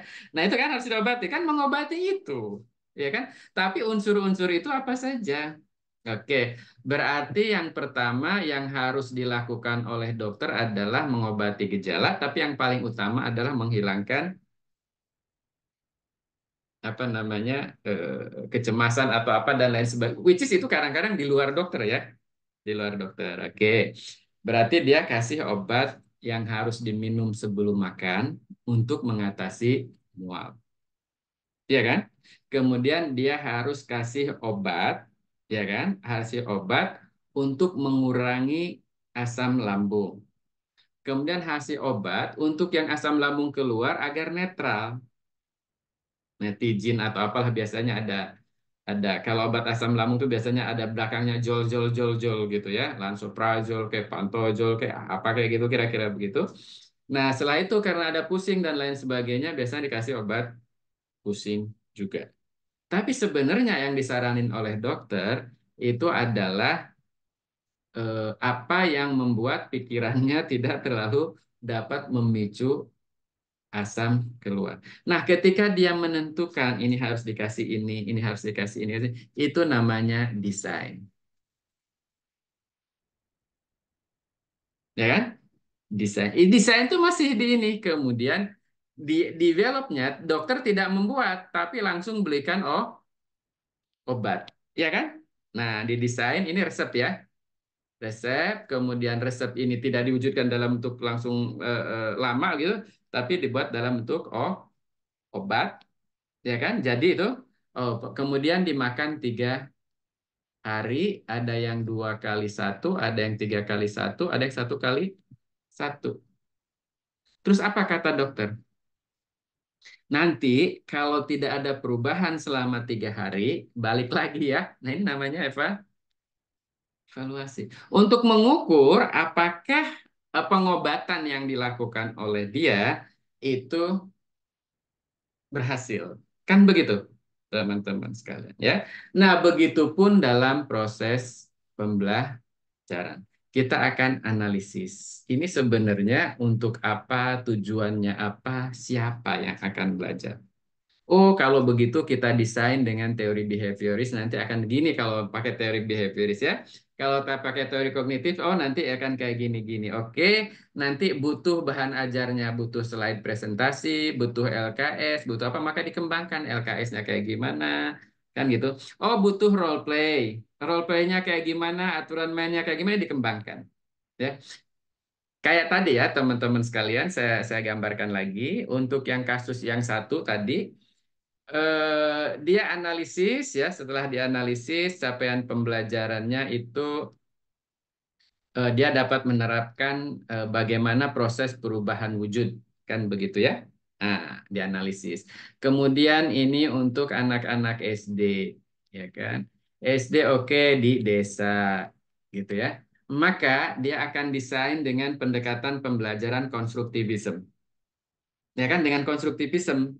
Karena konstruktivisme itu ini teori belajar ya, teori preskripsinya, teori deskriptifnya konstruktivisme itu siswa akan belajar lebih baik kalau dia membangun makna dari dirinya sendiri. Oke, didesainlah ini analisis ya, hasil analisis, barulah didesain.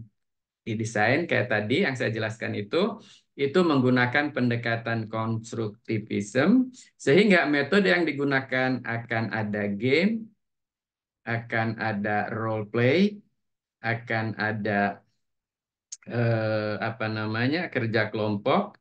Berarti kan akan ada presentasi kelompok, kemudian refleksi, kemudian project. Setelah itu develop. Apa yang dikembangkan? Gamenya dikembangkan mau seperti apa? Diwujudkan ya teman-teman sekalian. Jadi walaupun nanti hanya di kertas doang nih nanti game atau dibayangkan saja juga oleh guru, berarti kan dikembangkan. Role play-nya akan seperti apa? 3 kelompok, kelompok seperti apa? Harus ada yang berperan sebagai ayam, harus ada yang berperan sebagai musang dan lain sebagainya gitu kan. Kemudian ada kerja kelompok, LKS-nya dikembangkan. Ya kan gitu ya?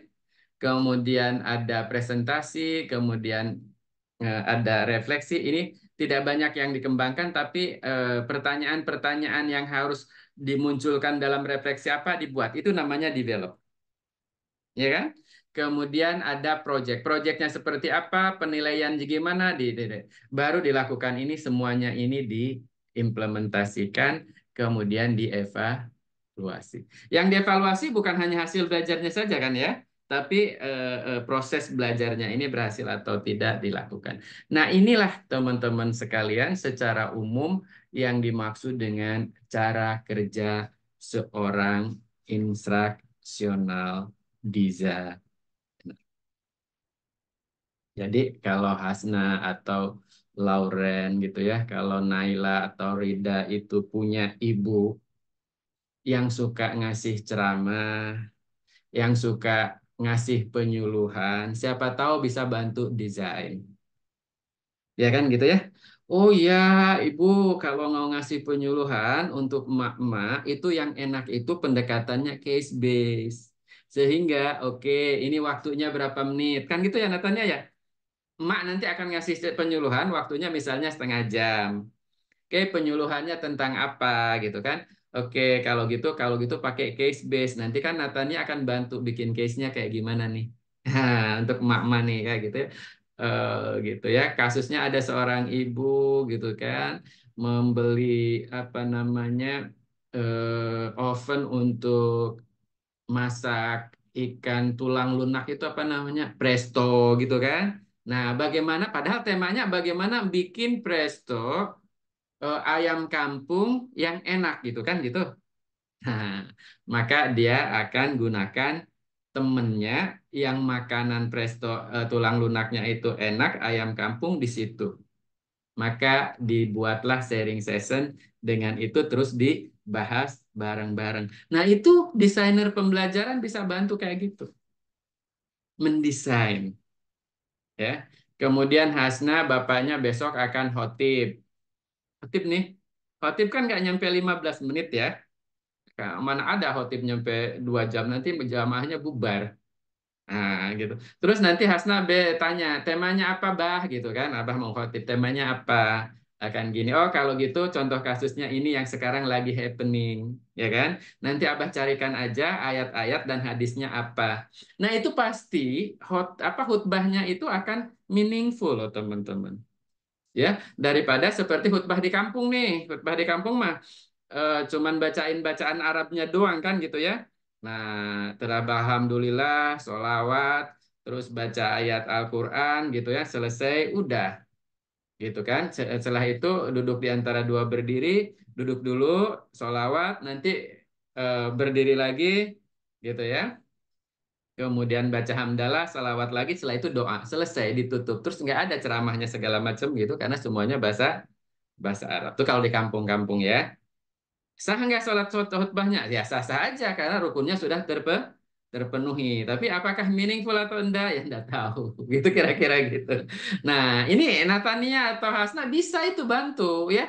Hanya untuk ini lebih menantang ya. Kalau membelajarkan dalam waktu 2 kali 2 jam pelajaran itu akan lebih mudah ketimbang membelajarkan hanya dalam waktu 10 atau 15 menit. Kan gitu ya, kira-kira begitu. Ya. Oh, ini mau mau ceramah nih ibunya nih, ceramah penyuluhan. Oke, kata kata Natanya, oke. Kalau mama kan hobinya gosip. Oke, kalau gosip berarti yang diangkat adalah kasus gitu. Walaupun sebenarnya bukan gibah kan, supaya masuk ke konsepnya kan enak gitu teman-teman. Itu namanya desain pembelajaran yang sudah melakukan analisis terhadap konteksnya ya, siapa yang akan belajar. Sehingga nanti akan beda-beda teman-teman. Ya, satu sama lain. Nah, itu sebenarnya teman-teman sekalian tantangan kita sebagai seorang teknolog pembelajaran. Tugas kita itu. Salah satunya adalah mendesain sistem pembelajaran. Makanya saya tekankan di awal-awal nih pertemuan kita ini, please ya teman-teman sekalian mulai latihan untuk sistem thinking. Be systemic for everything. Ya, ketika you solve any problem. Ketika kita mampu menggambarkan seluruh gambaran yang terjadi beserta unsur-unsur yang berpengaruh di dalamnya dan kita kemas sedemikian rupa setiap unsur itu secara sistemik, maka konon katanya ya, itu akan cenderung lebih berhasil. Penyelesaian masalahnya itu lebih komprehensif. Ya.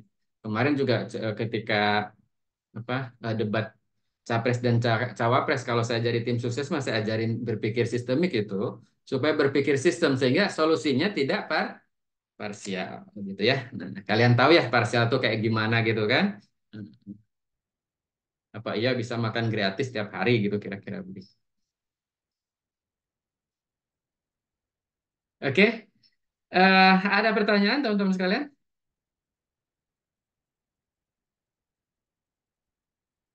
Gimana nih? Mau nggak jadi instructional designer nih? Coba ayo, siapa yang mau ngomong nih? Oke. Sekarang udah mulai pede atau enggak? Silahkan. Ungkapkan aja ya, teman-teman sekalian. Ada Firman, Aisyah, Ramdini, atau Hasna, atau Will, apa Tika, siapa lagi tuh? Ya, silakan. Saya ingin dengar dari 3 orang aja deh. Silakan. Setelah mendengar penjelasan ini, kira-kira tertarik nggak jadi instructional designer gitu aja deh. Ayo. Kalau nggak ditutup-tutup nih acaranya nih. Oke. Pak, saya izin bertanya boleh? Ya, ya, silakan. Nah, tadi kan untuk mendapat tujuan dari pembelajaran, kita pastinya harus paham dulu nih karakteristik dari audiens ya. Nah, Betul. gimana sih Pak caranya biar kita tuh paham dengan karakteristik dari audiens itu? Pastinya kan kita perlu berpikir sistemik ya. Nah, Ya. terus aspek apa aja sih yang perlu kita pertimbangin biar analisis kita tuh akurat dan sesuai dengan kebutuhan dari audiensnya? Oke, jadi teman-teman sekalian, contoh ya, contoh ini supaya kalian juga bangga jadi instructional designer ya.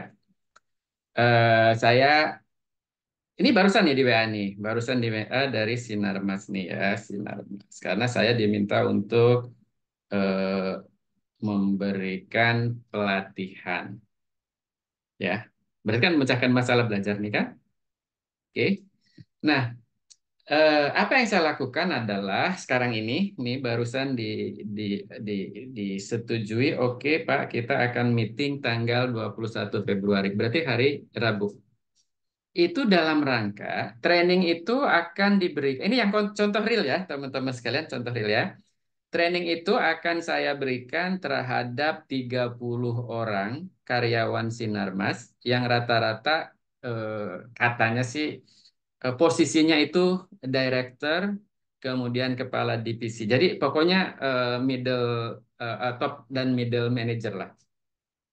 Itu kira-kira begitu ya. Nah, itu saya perlu tahu siapa yang akan saya latih dan apa ekspektasi daripada real audience. Makanya harus ketemu gitu. Harus ketemu dong gitu ya. Supaya apa? Misalnya ya saya ingin melatih mereka untuk menjadi trainer sebenarnya. Bagaimana merancang pembelajaran untuk satu sesi saja begitu ya. Supaya apa? Minimal saya tahu kalau saya ngasih contoh kasusnya yang relevan dengan dunia mereka. Berarti kalau ada manajer yang kerjanya itu adalah audit kredit bermasalah, maka kasusnya harus saya angkat kaitannya dengan itu walaupun saya bukan ahli perbankan.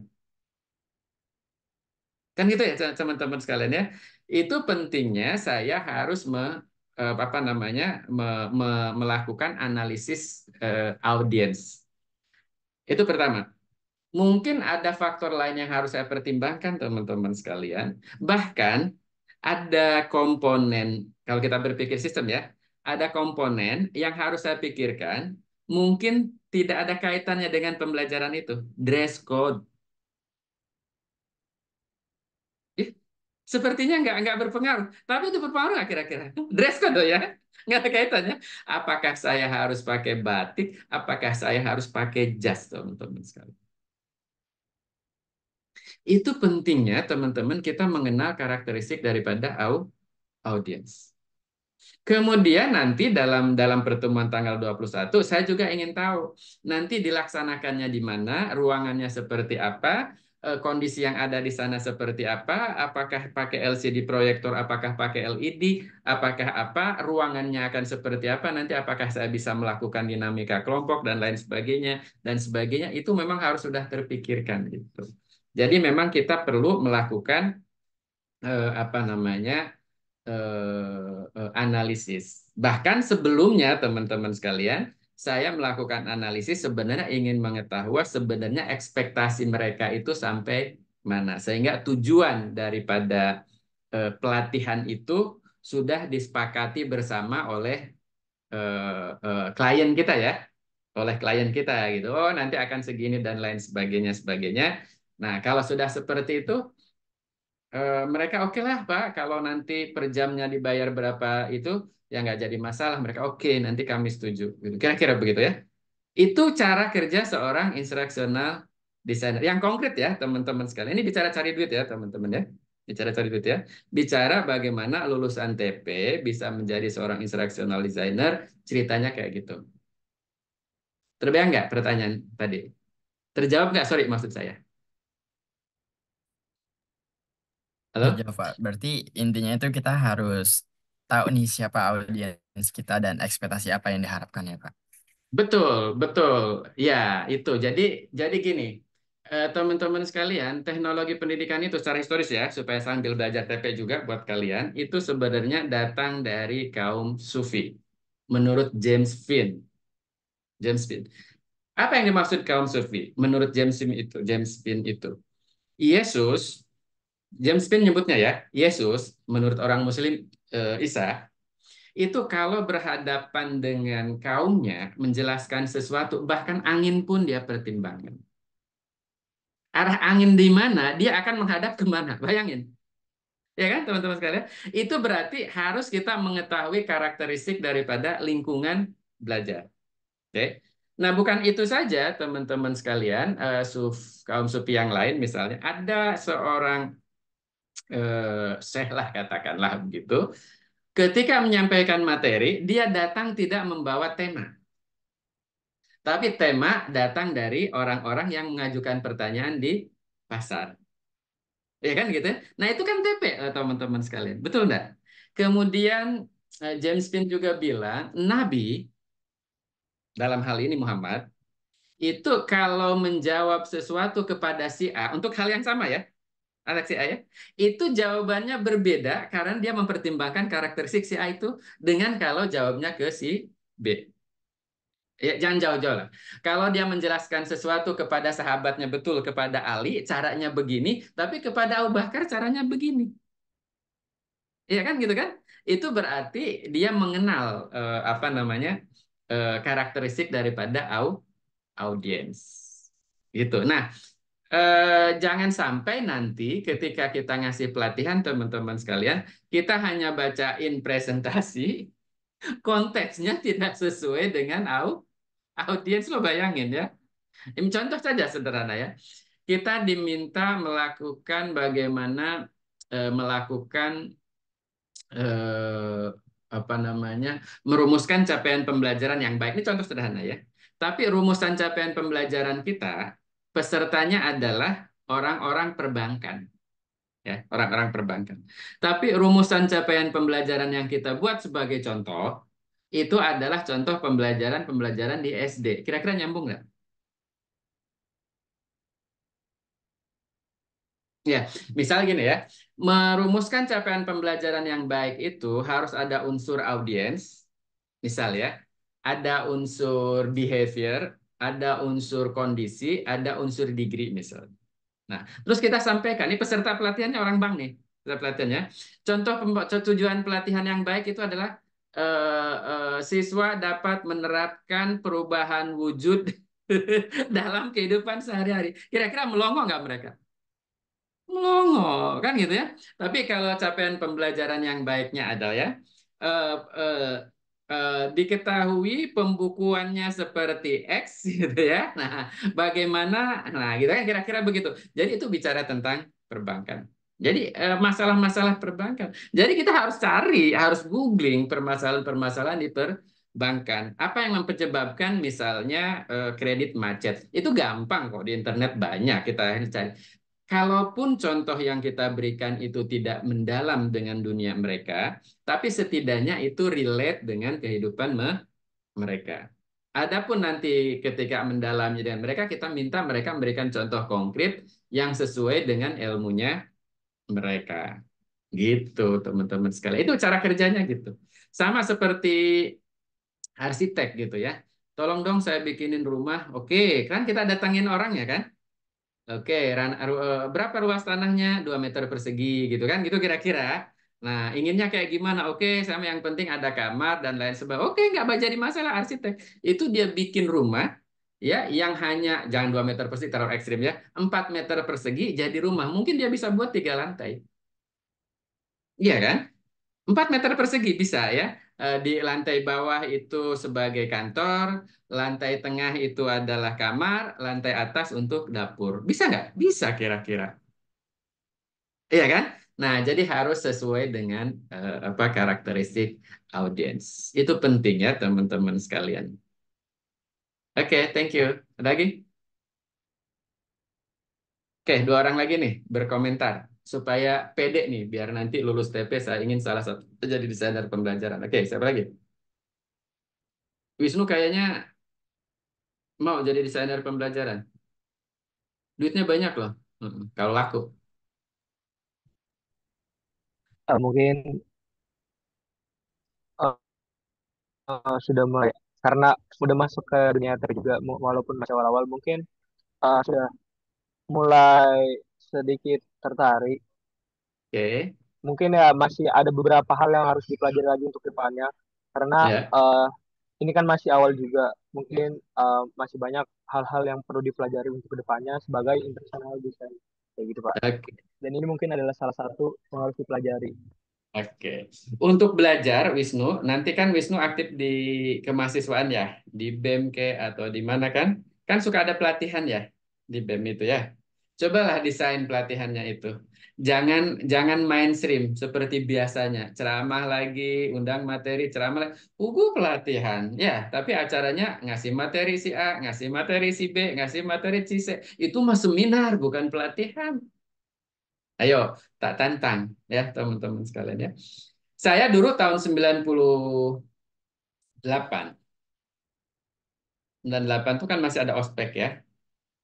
Dulu ospek namanya. Sekarang apa namanya? Pengenalan kampus itu ya. Betul ya. Saya itu orang yang tidak sepakat, ya. Senior menghukum junior gara-gara tidak membawa perkedel segi 7 atau segi 8.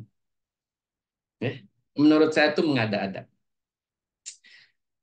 Dulu tahun 98 itu ospek di PIF ya, Fakultas Ilmu Pendidikan. Itu saya desain sendiri teman-teman sekalian.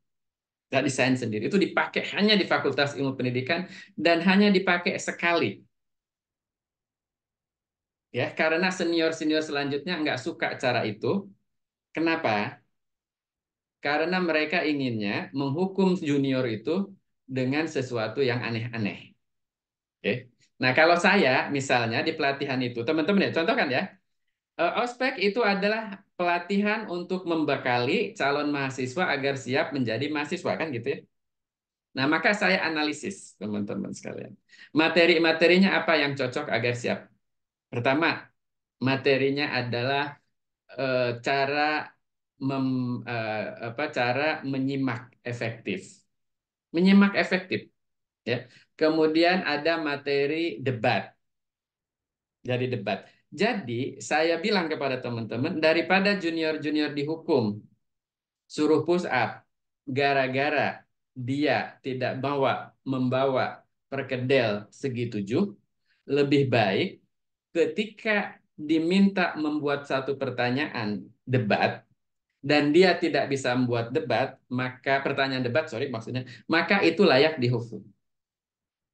Kan gitu ya teman-teman sekalian, kan gitu ya. Jadi materinya bermanfaat teman-teman sekalian ya. Jadi materi menulis bagaimana scamming gitu ya, baca cepat dan lain sebagainya kayak itu gitu. Jadi ya itu yang harus dibekali kepada teman-teman. Nah, saya tantang nih untuk mahasiswa-mahasiswa TP untuk aktivitas-aktivitas kegiatan-kegiatan yang dilakukan di TP kalian, cobalah pertama-tama itu berpikir sistem. Ya, berpikir sistem. Ya. Nah, misalnya untuk acara inaugurasi kayak kemarin, karena nggak berpikir sistem ya amburadul lah ya teman-teman sekalian. Waduh, ini susah. Padahal udah pada lulus mereka panitianya. Nah, misalnya kalian mau rapat, tema rapat apa siapa yang rapat dan lain sebagainya, itu juga orang TP loh berpikir sistem. Atau BEM atau apa ngadakan pelatihan, coba desain pelatihannya.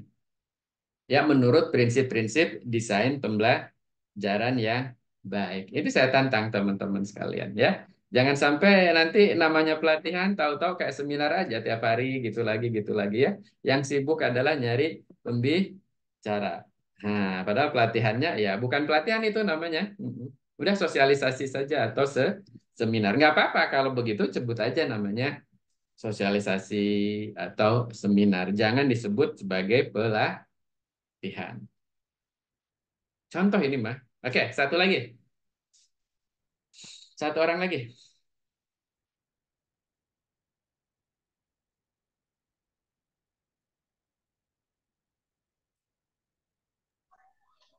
Mungkin saya. Oke, silakan. Kalau saya sendiri, instructional designer itu sebenarnya lumayan menarik, Pak. Soalnya awalnya saya baru berpikir tuh pengen jadi desainer aja. Tapi pas saya coba cek-cek ulang, instructional designer tuh bukan cuma ngedesain, tapi juga ngebuat gimana caranya proses belajar yang sistematis sama bisa ngebantu peserta didik tuh lebih paham. Jadi nggak cuma presentasi PPT biasa atau mungkin kayak video biasa, tapi gimana caranya supaya si audiens ini tertarik buat belajar supaya lebih memahami secara apa sih secara apa? Ya, Secara ini lebih lebih efektif Pak intinya. ya, oke. Jadi gini ya teman-teman, nanti mulai sekarang ya, Hasna, ya. Kalau ini bicara desain pembelajaran yang mikro ya, yang mikro. Hasna diminta membuat leaflet tentang pembelajaran ya. Kemudian membuat infografis, ya, membuat infografis. Ketika Hasna memikirkan redaksi apa yang dipakai, ya begitu, mana mana kalimat yang harus ditonjolkan, ya kan, kombinasi warna seperti apa, itu juga instructional design, ya, instructional design. Tapi levelnya memang mikro ya, kecil. Oke. Kemudian sekarang tuh yang yang tren itu apa? TikTok ya kali ya, Asna? TikTok, ya kan? TikTok ya. Bilang aja, saya Lauren Pak. Lauren, Lauren tuh misalnya TikTok ya. TikTok itu kan salah satu media yang sekarang digandrungi anak-anak muda, gitu ya. Dan itu memberikan peluang untuk membelajarkan, ya, membelajarkan ya. Misalnya stop bullying, stop bullying gitu ya. Gimana caranya Hasna bikin konten dengan TikTok yang dapat menggugah stop bullying? TikTok loh, cuman berapa menit ya? TikTok tuh kan cuman ya maksimum berapa menit, 1 menit, 2 menit gitu kayak kira-kira gitu. Stop bullying. Itu namanya ketika kita mendesain kayak gitu, itu namanya desainer pembelajaran sebenarnya. Ya kreatif. Saya sering nonton video Santu Kakak. Tahu Santu Kakak? Ada ya? Pernah lihat ya Santu Kakak ya? Nah, Santu Kakak itu kan dia plesetan-plesetan kritik-kritik sosial terhadap kayak pemilu sekarang ini gitu ya, kira-kira begitu ya. Itu bagus-bagus loh. Itu sebenarnya instructional designernya hebat. Atau ada video kok bisa pernah coba di YouTube ya channelnya kok kok kok bisa ya. Kok bisa gitu. Itu menjelaskan bagaimana pembelahan sel gitu ya, kayak gitu yang mudah-mudah kayak gitu. Itu juga desainer pembelajaran, teman-teman sekalian. Ya, nah ini mulailah. Kalau saya menurut kayak Wisnu atau Ramdini atau Lauren atau Hasna, bisa sih mulai dari yang kecil-kecil gitu ya, gitu. Misalnya translasi gitu ya Wisnu ya, kalau jago matematik ya. Itu dibuat dalam bentuk TikTok itu agar bisa dipahami mudah oleh anak-anak. Itu desainer pembelajaran. Swear loh ya, swear saya Pak itu. Kemudian kalau Wisnu bikin itu pahalanya pay per click loh Wis. Pay per click ya, dibayar langsung setiap kali dia ngeklik gitu ya. Nah itu gimana nggak bisa masuk surga itu kira-kira gitu ya. Nah tapi gratis. Walaupun dapat Google Ads gitu, tapi gratis untuk yang pakai, tapi dari iklan kan dapat kan gitu kira-kira.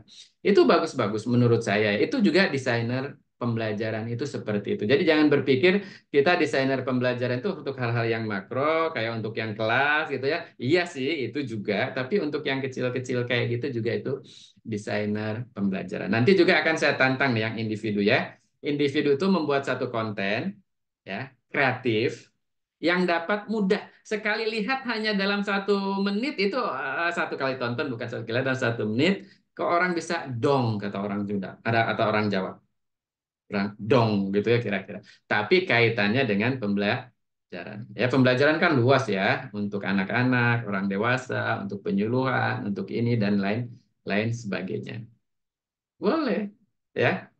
Oke, thank you ya teman-teman sekalian. Jadi be ready, welcome to Padepokan Teknologi Pendidikan. Selamat datang para kadet-kadet desainer pembelajaran.